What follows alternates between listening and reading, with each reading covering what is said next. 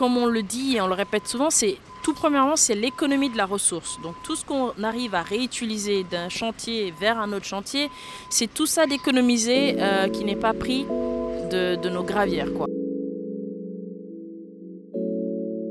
Bienvenue dans Leur Territoire, le podcast de Géenvironnement qui vous fait connaître les métiers de celles et ceux qui œuvrent au quotidien pour un avenir durable au sein de l'État de Genève. Aujourd'hui, nous vous emmenons à la rencontre des déchets. Mais attention, pas n'importe quels déchets, les déchets de chantier. Béton, verre, métal, câbles, tout se mélange en grande quantité. Pour nous guider dans ce monde du déchet puissance P, Fatimetou Diouf, ingénieur en environnement au GESDEC.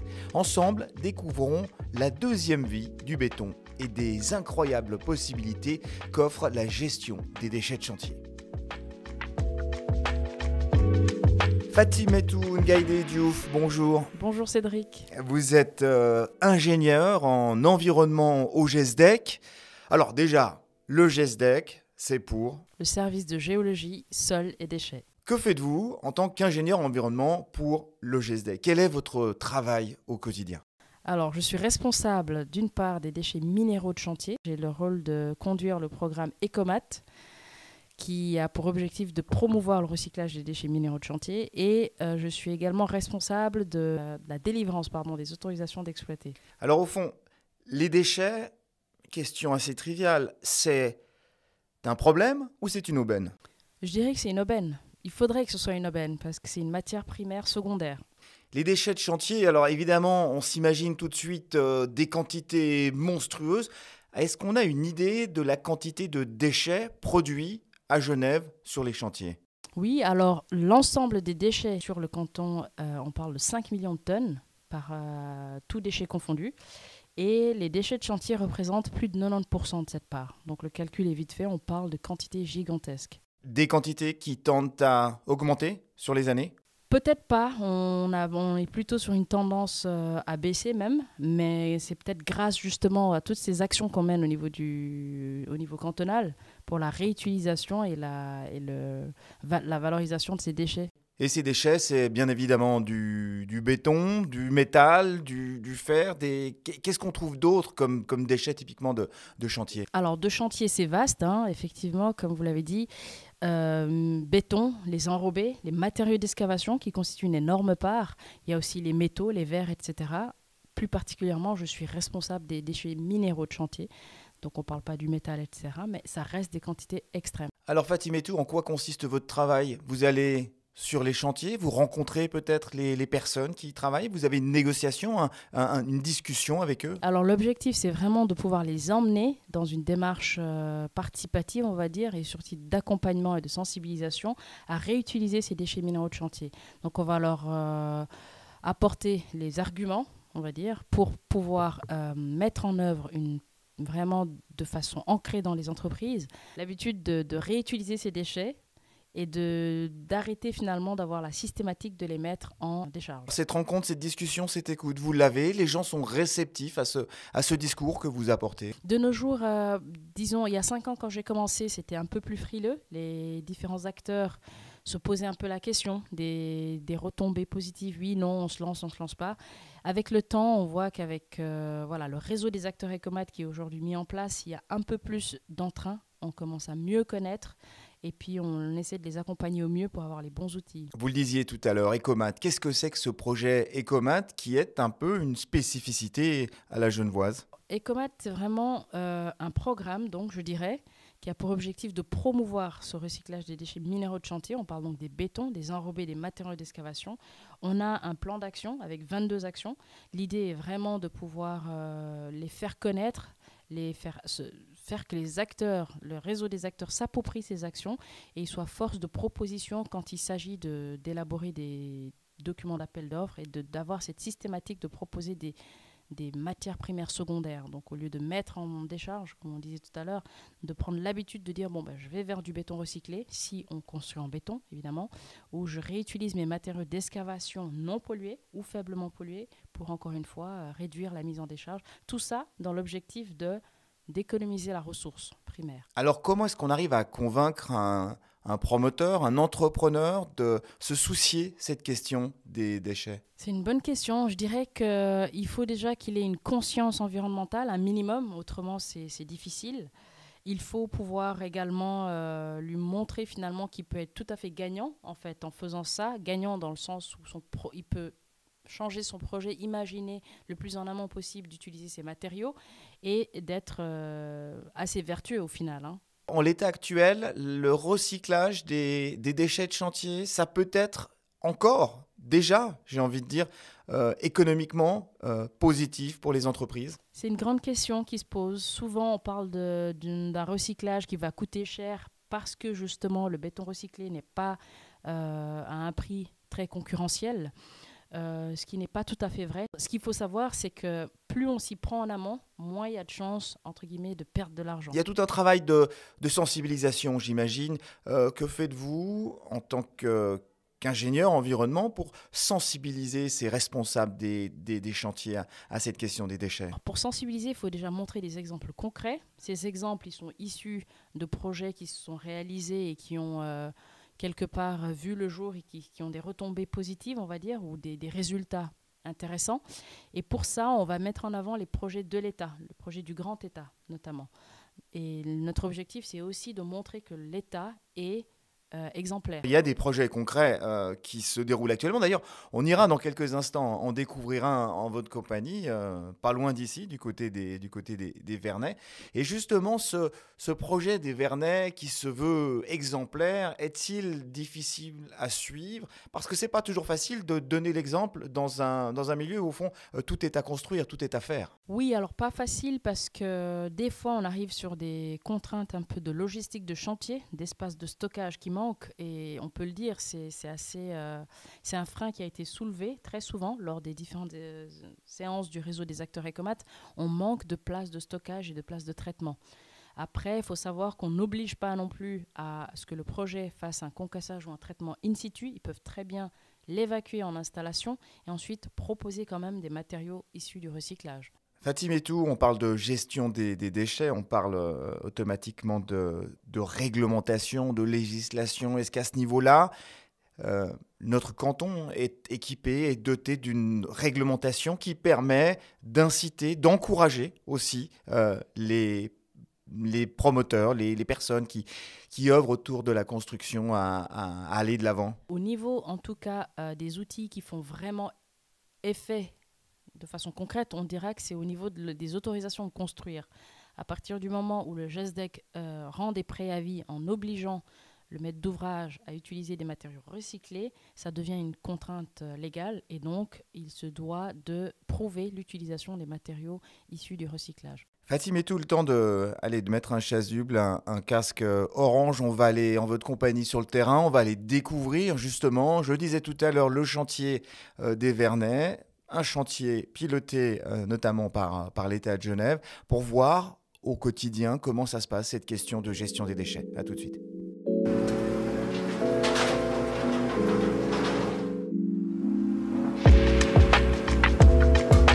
Fatimetou, nous y voilà, le chantier quai Vernet. Donc voilà, c'est l'hiver, c'est un peu gris, il y a encore quelques ouvriers qui travaillent, c'est la fin de cet après-midi en mi-décembre. C'est un chantier dont on dit volontiers qu'il est exemplaire. Qu'est-ce que ça veut dire, un chantier exemplaire, Fatimetou? Alors il est exemplaire parce qu'il y a eu environ 10 000 m3 de béton démoli. Et ce 10 000 m3 a été concassé in situ, donc c'est le tas qu'on voit là-bas tout au fond, Cédric. Les 10 000 m3 vont être réinjectés dans la future construction. Donc là, comme on voit, il reste un sol de 2500 m3.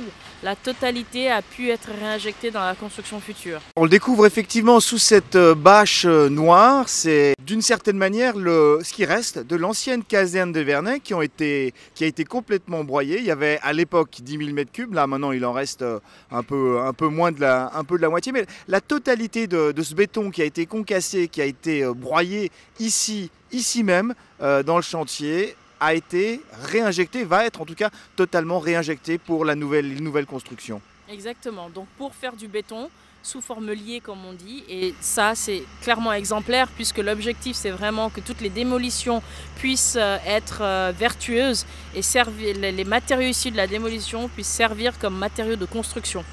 Et un autre point également qui rend ce chantier vertueux, exemplaire, c'est la réutilisation des matériaux d'excavation faiblement pollués.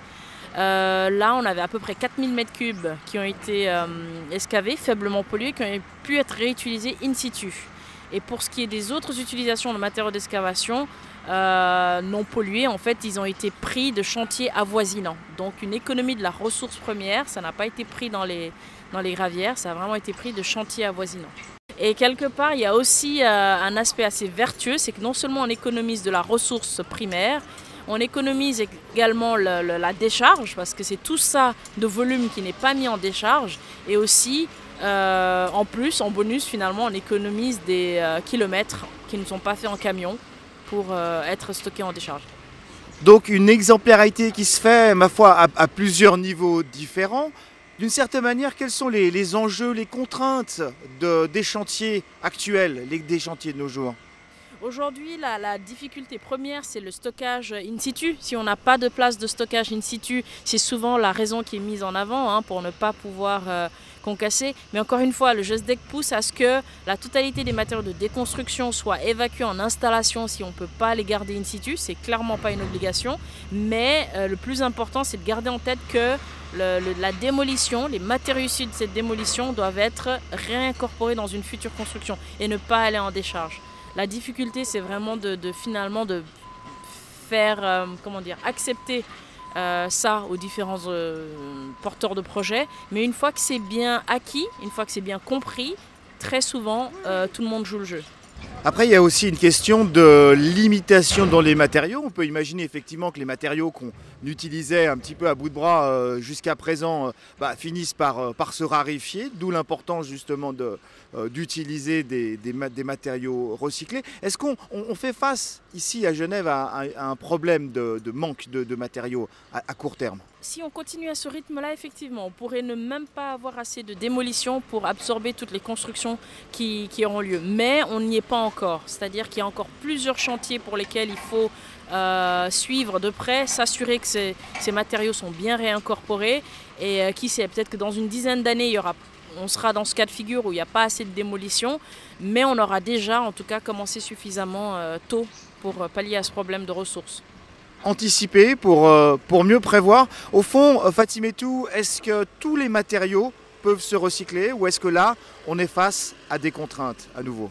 Alors, tous les matériaux issus de la démolition, donc béton, briques, de tuiles concassées, ce qu'on appelle les déchets minéraux non triés, peuvent être réutilisés, parce qu'on parle beaucoup du béton, mais on ne parle pas beaucoup des autres éléments minéraux issus d'une déconstruction. Mais ceux-là, donc briques, tuiles, etc., peuvent être réutilisés pour faire du béton maigre, béton d'enrobage, donc c'est le béton de propreté. Et finalement, quelque part, dans une démolition, il y a beaucoup de choses qu'on pourrait réutiliser, ce qui n'est pas le cas aujourd'hui, mais on va plutôt dans le bon sens. Fatimetou, sur les avantages environnementaux de ce recyclage des déchets. Comme on le dit et on le répète souvent, tout premièrement, c'est l'économie de la ressource. Donc tout ce qu'on arrive à réutiliser d'un chantier vers un autre chantier, c'est tout ça d'économiser qui n'est pas pris de nos gravières, quoi. Et donc c'est quand même c'est déjà un point très fort parce qu'on peut économiser pas mal de ressources et effectivement le fait de limiter aussi les déplacements, c'est un autre avantage parce que finalement on a aussi une économie de CO2. Et un mot sur cette idée reçue que le béton recyclé serait de moins bonne qualité par rapport au fameux béton noble dont vous nous parliez juste à l'instant. Complètement, un béton recyclé est très bien utilisable et de très bonne qualité pour certains types d'utilisation. Et ce qu'il faut aussi retenir, c'est qu'on ne pousse pas les porteurs de projets à utiliser du béton recyclé dans toutes les sauces quelque part. Parce que pour un ouvrage d'art ou pour des bétons soumis à des intempéries, gel, dégel, etc., on ne va pas exiger, loin de là, d'utiliser du béton recyclé. Le béton recyclé est très bien pour certains types d'applications et c'est là où on aimerait pousser finalement les porteurs de projets à aller de l'avant. Fatimetou, une question, un chantier, zéro déchet, c'est quelque chose de réalisable ? Il y a un horizon ou on est encore un petit peu dans la science-fiction ? Zéro déchet, je dirais pas, parce qu'il y a toujours un déchet ultime qu'on ne pourra pas recycler, réincorporer, qui finira en décharge. L'objectif et l'enjeu, j'ai envie de dire, c'est de pouvoir minimiser cette partie qui va en décharge. Leur territoire, le podcast de Géoenvironnement.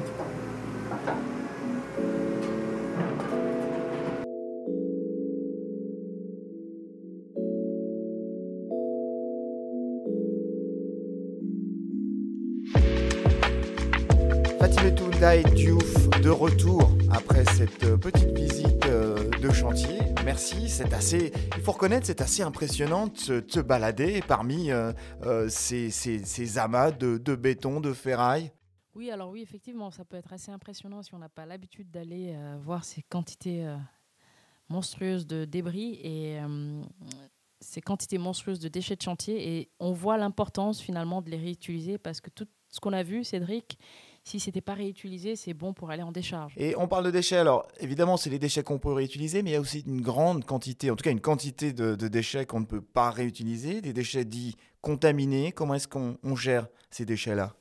Alors ceux-là sont voués à aller en décharge, effectivement, doivent être retraités, traités tout simplement. Par contre, si on prend la part de toutes les quantités qu'on peut réutiliser, on peut déjà réduire de beaucoup les quantités de déchets de chantier à l'échelle cantonale. Un mot sur la technologie. Est-ce que les outils actuellement disponibles nous permettent de mieux gérer cette question des déchets ? Est-ce que sur les années à venir, au fond, cette question de la gestion des déchets de chantier va être plus facile ? Si tout le monde accepte de jouer le jeu, on pourrait effectivement peut-être même être en rupture de matériaux comme le béton pour être réutilisé, réincorporé dans les matériaux de construction. Et ça peut s'estimer à horizon combien d'années ? Peut-être une dizaine d'années, j'espère. On pourrait être en rupture de matières premières secondaires, comme le béton.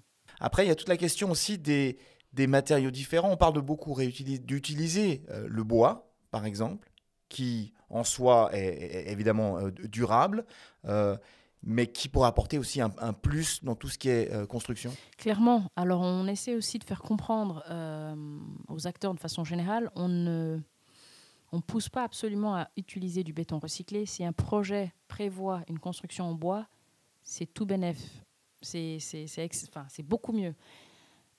Ce qu'on aimerait inculquer aux acteurs, c'est de leur dire, OK, si vous allez vers une construction, entre guillemets, ordinaire en béton, pensez à du béton recyclé. Il faut réserver l'utilisation du béton noble pour les applications où c'est strictement nécessaire et on ne peut pas faire autrement. J'en ai pas beaucoup parlé, mais les ouvrages d'art, les ponts, on ne va pas demander d'utiliser des matériaux recyclés. Il faut utiliser des matériaux recyclés là où on peut le faire. Fatimetou, vous nous le disiez tout à l'heure, à horizon 10 ans, on serait peut-être même à court de matériaux recyclés. Au fond, comment est-ce que vous voyez cet avenir de la construction ? On vous sent assez optimiste et on a envie de vous suivre. Optimiste de toute façon, c'est vrai. Et disons que si on arrive à penser à réutiliser nos déchets de façon systématique, donc continuer à construire en béton et aussi ne pas arrêter de construire avec ces nouveaux matériaux, on l'a dit, nouveaux matériaux comme le bois, etc., qui n'est pas nouveau d'ailleurs, je pense qu'on ira vers un équilibre assez prometteur. Retour sur l'aspect professionnel, personne qui s'intéresse un peu à ce métier-là, quelle est la filière à suivre pour se lancer dans ce travail de gestion des déchets, que ce soit au niveau public ou privé ? J'imagine qu'il y a de l'intérêt aussi au niveau privé. Alors, formation, oui. Alors, des études en ingénierie, par exemple, génie civil, ce qui est mon cas. Autrement, ça peut être aussi une formation universitaire axée sur la construction durable, notamment. Un dernier mot peut-être, comment est-ce que, s'il y a un message que vous pouvez faire passer, j'imagine, au monde de la construction, du développement, lequel serait-il ? Qu'est-ce que vous aimeriez leur dire pour l'avenir ? Je dirais qu'il faut oser sortir de sa zone de confort et donner l'exemple en fait en utilisant ces matériaux primaires, secondaires, en utilisant ces déchets et donner l'exemple finalement et penser finalement aux populations à venir. Fatimetou, merci beaucoup. Merci de nous avoir fait découvrir votre métier dans ce milieu assez caillouteux, minéral, métallique de la construction. À bientôt. Qu'est-ce qu'on peut vous souhaiter pour la suite ? À vous. Un bel avenir professionnel dans le monde des dans le monde des déchets de chantier peut-être. On vous le souhaite. Fatimetou, merci beaucoup. Merci Cédric. À bientôt. À bientôt, au revoir. Voilà, c'est la fin de cet épisode de Leur Territoire, le podcast de Géenvironnement. J'espère que vous avez eu du plaisir à vous balader en notre compagnie dans les méandres des déchets de chantier avec Fatimetou Ndiaye Diouf. On se retrouve quant à nous dans un mois pour un prochain épisode de Leur Territoire pour connaître les métiers de celles et ceux qui œuvrent au quotidien pour un avenir durable au sein de l'État de Genève. D'ici là, portez-vous bien et conservez, vous aussi, la passion pour votre territoire.